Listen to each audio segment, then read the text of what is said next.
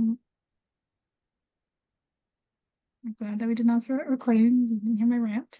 Love that. But we're going to get started for today. So this is week 3, day 1, and today we're going to be talking about pre-writing and all the different steps that are included in that.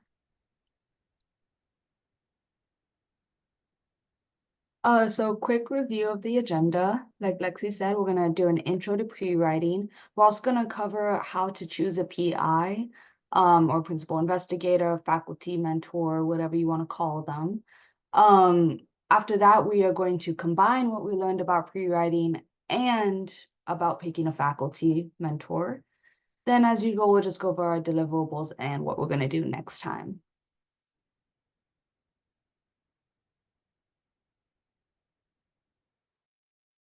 So we're going to be talking about the different steps for pre-writing first, and we just want to mention that this is in the primer that we've shared with all of you, and it's specifically pages 27 to 34.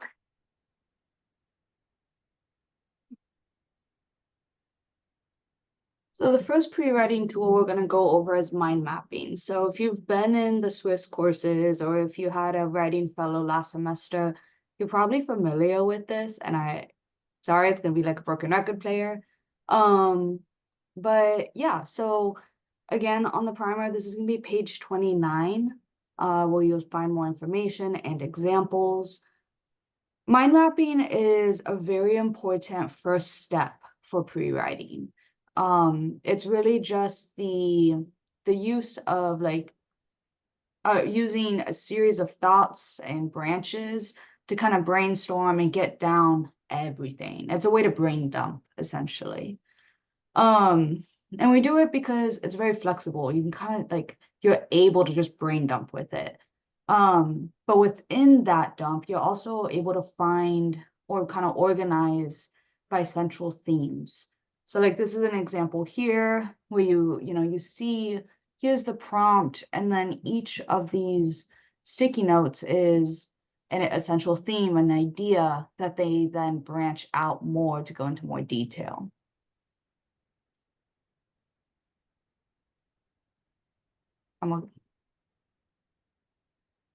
Okay, so I think we've shown this kind of different versions of media that you can do it on if you're part of Swiss.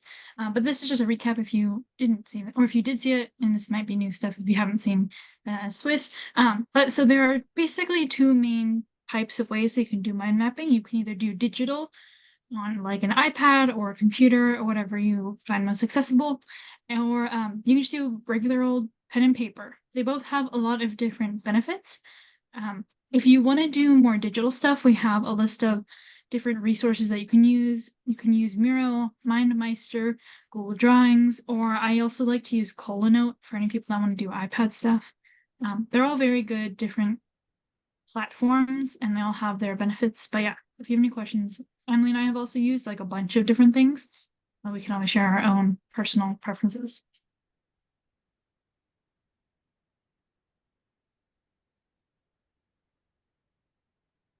And I just dropped the link for the Google Drive folder in the chat real fast. So just a reminder, this is where you can find all the slide decks, the Zoom links, and the primer, as well as any other materials we go over. So highly recommend saving that link. So the next tool we're going to go over in pre-writing is called storyboarding. And in the primer, this can be found on pages 30 to 34. This is really that second step. It's almost like another way to create an outline. So if you already have your own way of creating an outline, maybe, you can just do that. But all this does is organizes your thoughts that you had during your mind mapping and starts to develop that kind of like narrative and that flow. So what you do for this, you can do it on different medias, but we primarily used Google Slides. Customize the slides, make it pretty, you do whatever you want. You can see my example here on the bottom. I did like an ocean like background image, and then I did blues and stuff because I like blue. And then you just follow the template, which you see in the image above my example.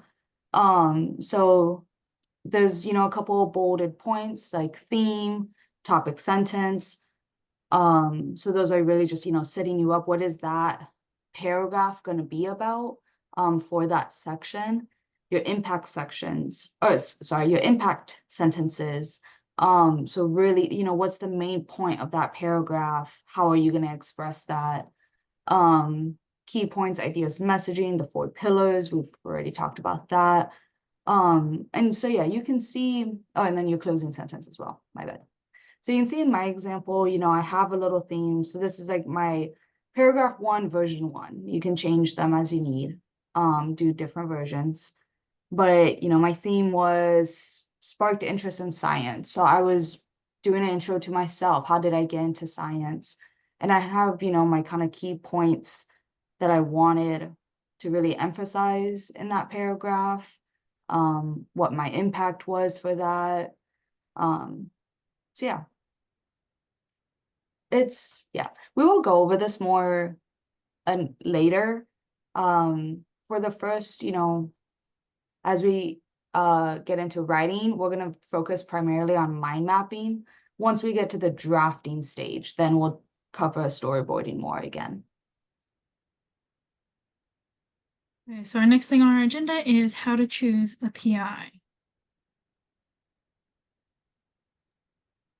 So there's lots of things to look at when choosing a PI, but we wanted to kind of focus on these 4 to start.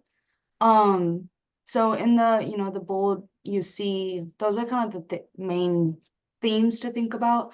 And in the blue, those are going to be sentences questions to think about, to help you, determine what you want within that theme. So mentoring style, do you like regular meetings? Do you want a weekly meeting? Do you want a monthly meeting? Do you even like those? Do you want to just work on your own and have, and just email them when you have a question? Lab size, are there a lot of other students? Is that something you want? Is that something you don't? There can be positives to having a big group. There can also be negatives. Maybe you don't get as much time, with your mentor to ask one-on-one questions.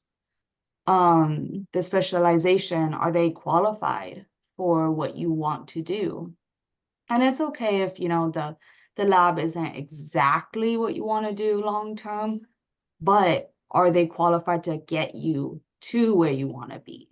There's a difference in that. And then also their position title. This was one that took me by surprise when I learned about, what to look for in a faculty mentor. I thought the higher the title, the better. That's not necessarily true. And that might differ, on your mentoring style and all of that. I found, Lexi, you can comment on this as well. I found associate professor was a good middle ground, because they don't have all the same responsibilities as a full professor, or I forget all the other titles, but if they're like the head of their department, those kinds of things, they have a lot of other responsibilities other than just running a lab. So that's going to take time away from you. And they are your mentors, so they should be able to be there for you. Yeah, just adding a little bit more to that, position title can also influence your PI's access to money as well. Sometimes, depending on if they're like a lead of a department, that can mean that they have more access to funding, or sometimes less because they need to give other opportunities to other professors. So that can be pretty situational, but it's just something to keep in mind. If they are higher up, that often means they have more access to external funding, but might influence their internal funding. Okay, so this is a list of a couple different things that you can gather this information to answer some of those questions and figure out how compatible you are with a PI.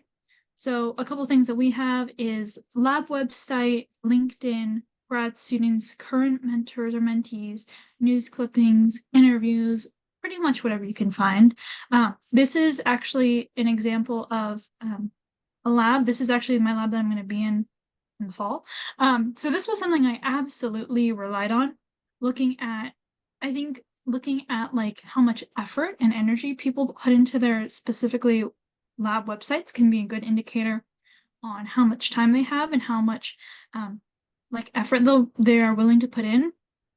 This professor put in a lot of different stuff, obviously at the top for research stuff. They also put in information about their current lab group. They have pictures of them doing like little get-togethers. And so from just this website, I was able to find like a pretty good overall view of what this professor's lab may look like. Obviously, I talked to grad students as well. But this like entering into this, having no other information, this is a good starting point. And I just actually found this randomly online. Sometimes it'll also be linked to the university's website, and if you look them up in like the directory, they often will have a lab website there as well. And they also have like the email or Twitter and stuff like that.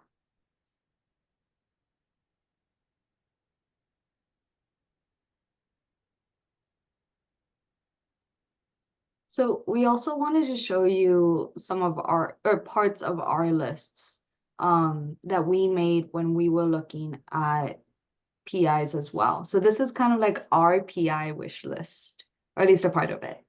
So things that really mattered to me was my connection to them. So it was really important to me to have, you know, a woman PI, someone I can relate to in that regard. That is not, you know, I wasn't like, oh, if they're not, you know, I'm not gonna work for them. That wasn't it. It was more if they like I was trying to find more mentors I felt I could relate to in some way. Um, I'm very into my broader impacts. So outreach, communication, those are really important to me, reaching to broader audiences. So, you know, seeing if a faculty also cared about those things. The science, you know, what's my field? What do I want to look at? Ecology, species interactions, and then also my future goals. So, you know, thinking I want to be a professor, I want to be a voice for change. Can that faculty mentor help me get there? And then I have my list. Um, Also, something I want to note too is for your professor or your possible PI, um, when you go into grad school or do anything, you want to have a toolbox of mentors. So one person does not have to fit every single checkbox on this list. They can do most or they can do some, but if they don't fit every single checkbox, you don't have to completely cross them off their list. These are just things that we think could be beneficial to look at when you're trying to figure out who you would most likely or most want to be paired up with. So going into that, I have my list of things as well. So I have my values that I think are really important when looking at a PI. So specifically, I want to look at intersectionality and inclusive language for a professor. This ties in also with the type of research that I want to do and also leads into interest because I want to do interdisciplinary work. So I need to make sure that the person that I would end up being in their lab, they have a good understanding of the people they're trying to serve.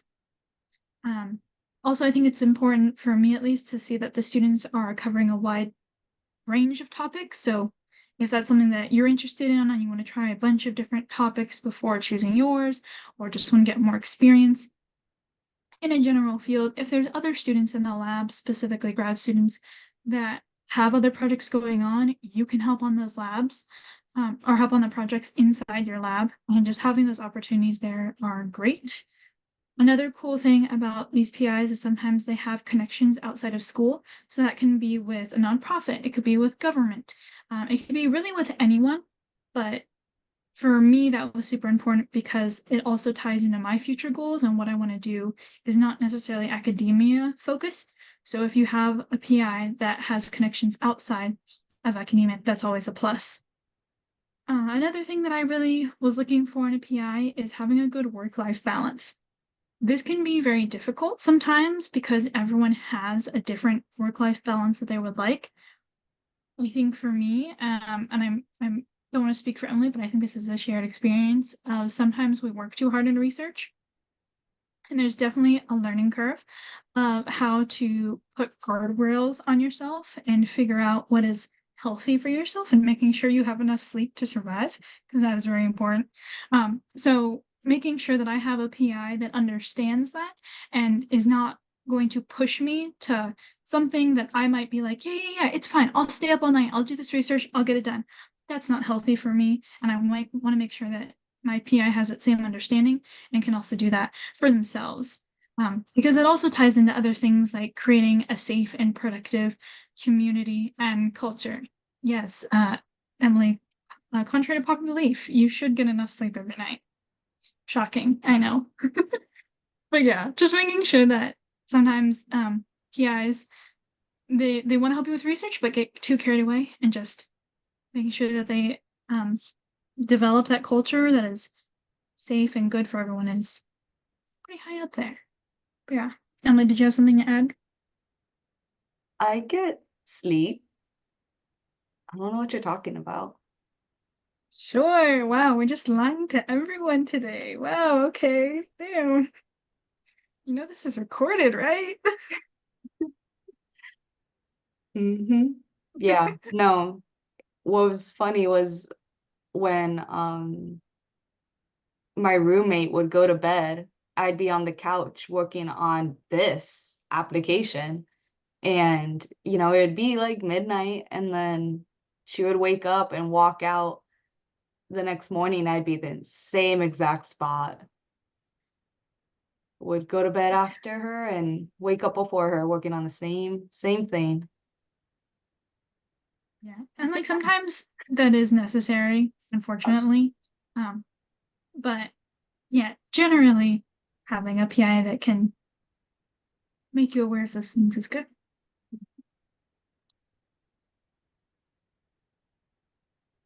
So we Guys, are don't. actually, sorry, Maria, did you have a question?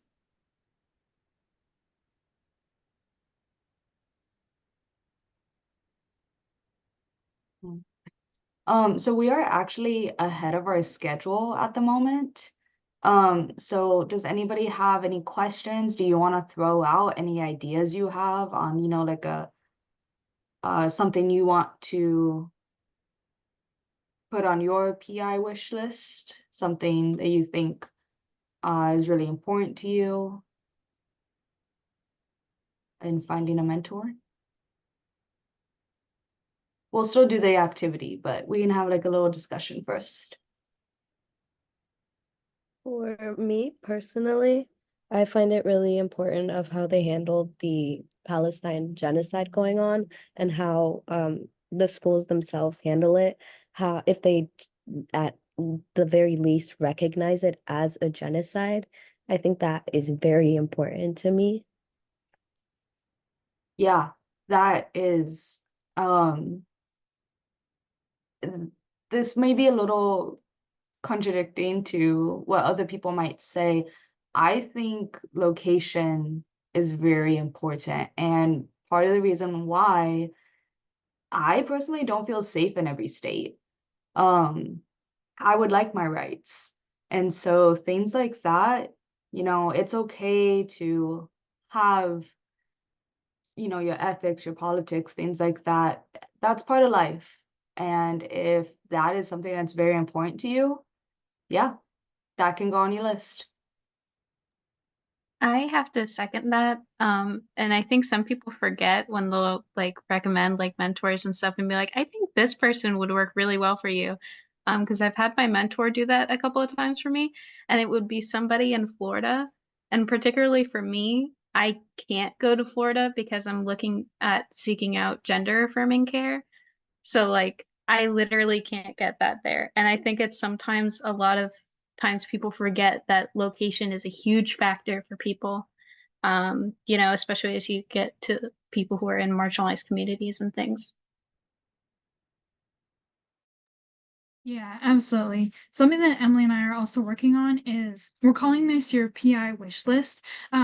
So a lot of other wish lists that people will make will only really include research things, but in making your list, I want you all to think very holistically about this, because if you are going into your PhD, this is somewhere that you're going to live for many years. So you need to make sure that you feel safe in that place. You have a PI that genuinely has your interest at heart, and that you're able to be yourself, because this is I don't want to scare anyone, but this is a big decision and you're going to be spending a lot of time there.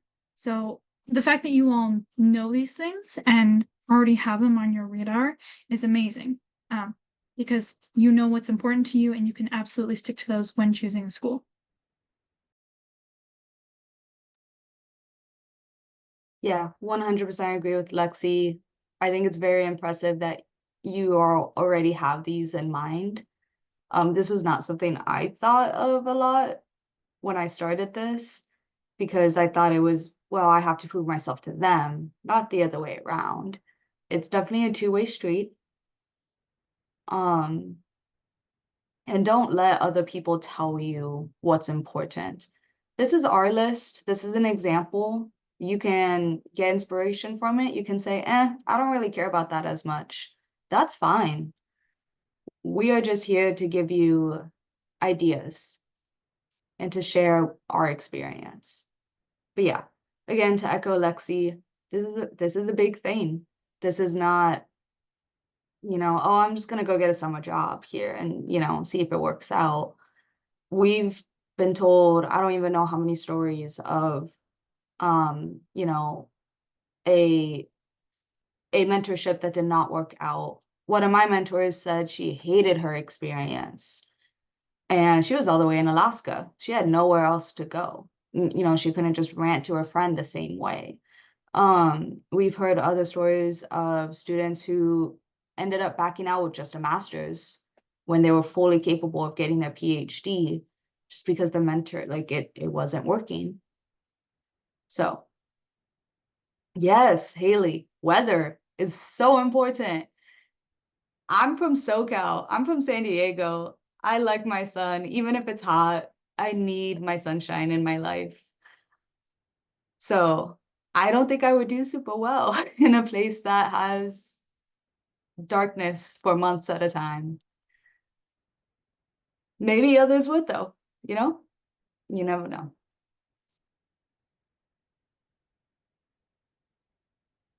All right. You want to give 10 minutes for this? Yeah, I think still 10 minutes. And then we're still a little ahead time, so if anybody wants to share after. Yeah, so now it's all your turn to make your PI wish list. So you can take things, I can always turn it back to our list or the 4 different things we also listed to think about generally, but you're gonna make your own and figure out what boundaries are very important and prioritize the different values that you have, which is very daunting. But yeah, if you have any questions, let us know. It is important also to think why you have some of these choices. I know, like, I think sometimes values might be higher than weather. Yes, for me, I don't particularly like it to be scorching hot, but I'm willing to sacrifice and compromise it if I find a PI in Arizona that's amazing and has all the other things. So just figuring out where everything lands is also important. So with that being said, we'll give you all 10 minutes. I'll put up a timer and we'll come back to you at the end of 10 minutes.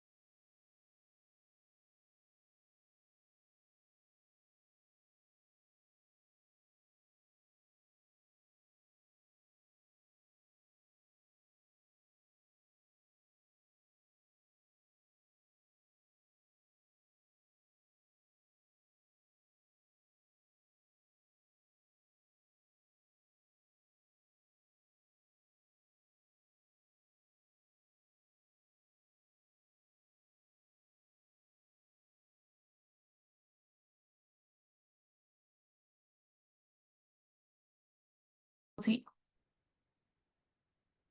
you, Kevin. Do you want to talk about your mind maps for this, by the way? Okay, there we go.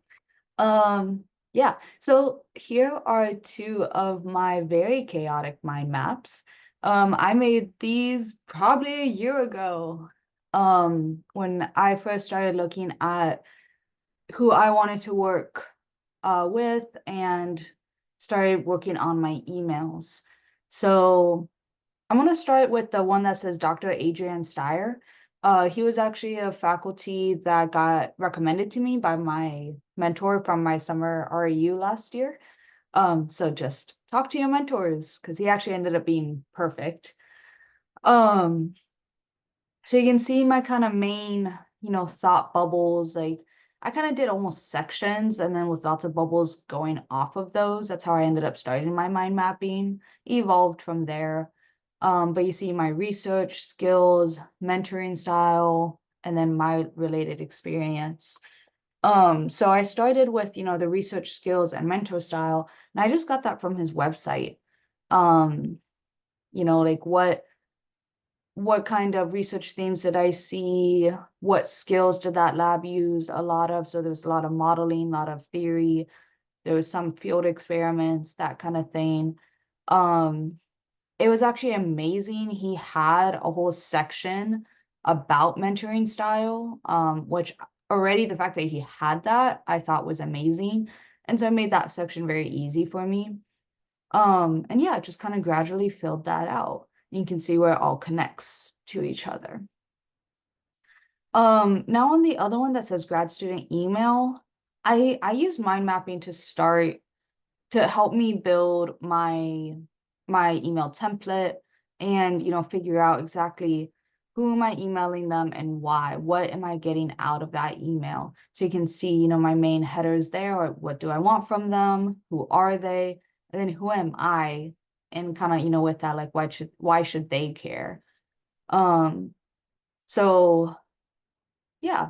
So this is obviously for a grad student. So I picked Anne, and I picked her because of, where she was in the lab. She had been there for a couple years.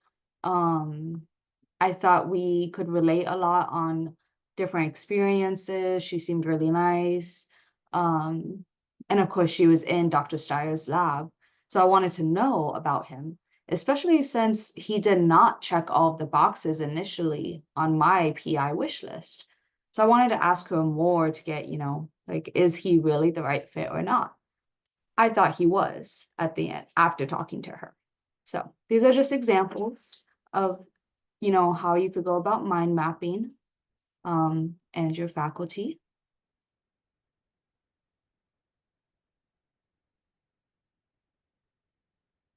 So now we're doing it. Oh, sorry. That's your slide. You go, you go. No, it's okay. Okay. Well, we're just gonna take the rest of the time until 4:55. So you all can mind map a PI or a lab that you plan to apply to. So you can get this information either from their website, if you're able to find their website, or from your very own PI wish list. And then if you have any questions that maybe aren't answered, like what do they think about certain things? Will they respect me as a person? Will they acknowledge all of my identities? Those are very important things. And maybe some of those answers aren't easily available, but knowing what gaps you're missing and then looking at maybe talking to their grad students, maybe finding them and emailing them and asking, you don't have to be that blunt when you ask them questions, but other ways to find out that information. And when you do these mind maps, don't be afraid to use color, bold stuff, add pictures and emojis, make it yours, add your own personality to it, and whatever will help you get through the process. So yeah, we'll give you until 4:55. If you also want us to turn to any slide, let us know, and we can absolutely do that. So the rest of the time is yours.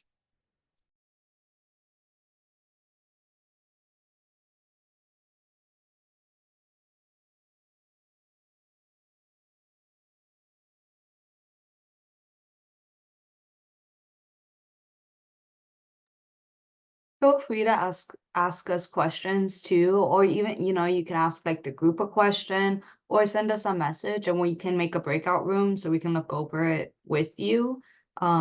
If that's more comfortable, just let us know. Now is a good time to ask questions.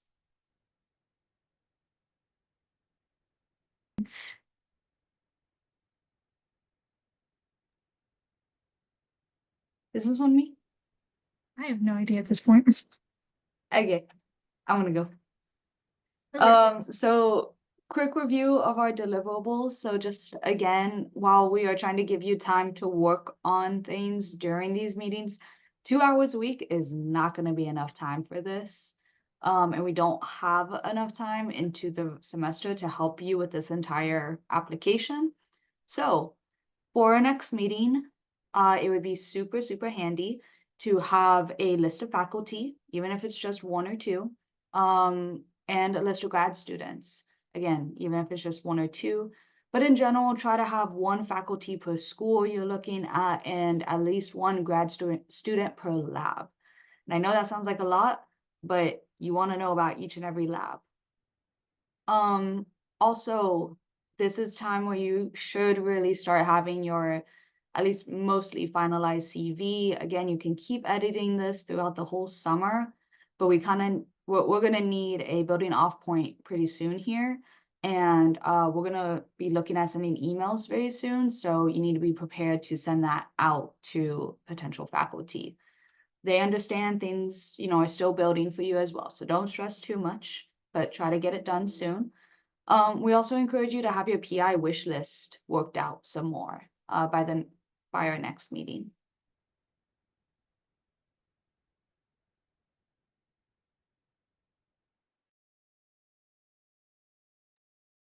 This is more information just on the summary timeline. You all have worked on this previously, but you should definitely have a timeline at this point, even if it's just in the beginning stages, but starting to work more on that. It can be after a circle, it can be just something you did on your like an iPad or a computer or a paper or whatever it may be, but just thinking about and starting on these things, especially if they're like CV or emails, which we're going to be starting to work on pretty soon, and getting into contact with different PIs. So definitely, we have different times, estimations of how much it'll take, so you can use those and set up your own timeline that works for you. Okay, next time. So yeah, like I said, we are gonna be coming up on emails next time. So this is gonna be a very, very important step, your first real step towards getting your application done. So yeah, try to have those deliverables we talked about. On Thursday, we'll go over what should be included on those emails and go over building a template so that it'll make the rest of your emails much easier and faster.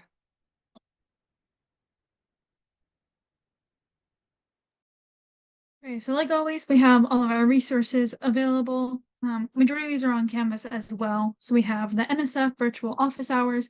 These are for questions that we may not be able to answer. Specific eligibility questions are those are good people to ask. We also have our Just Right sessions. We'll have one Wednesday. And we also have our drive that has all the different materials that we've shown. And these slides will also be on the Canvas at some point. So if you want to look at anything again, feel free to look at those. And we just put the link for the NSF virtual hours in there. Thank you so much. Oh, yes, Emily, you can talk about this. Yeah, sorry, I know we're at 5 o'clock, but just really fast. Campus is closed to observe the 4th of July. So since we're going to be meeting and actually working on your statements, that we wanted to give you the chance to have another class. So we'll let you know what we're gonna work on the day before that. So if you can't make it, don't worry too much. There'll always be the recordings and the slides. But yes, so is that already next week? Yes, I think it is. Wow, time sneaks up on you. So next week, we will be meeting on July 2nd and July 3rd, but not on July 4th. But yes, you are also welcome to come to the Just Rights if you're available, or email us. We will not be working on the 4th of July though. So you can email us, but don't expect a response. Yes. Also on July 3rd, I will be hosting a SACNIS info session. So if any questions about application, abstract, travel scholarship, what is SACNIS, why you should attend, come to this session and I will answer questions, give information, all the good things. But yeah, with that, thank you all for coming. I hope you got some good work done.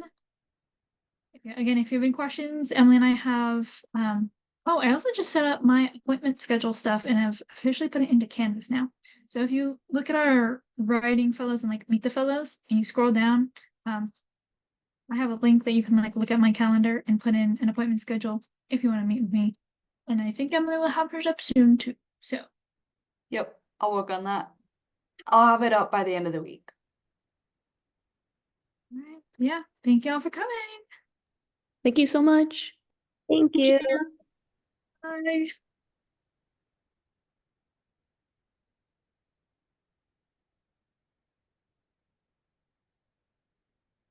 Woohoo! Success. I need to stop recording.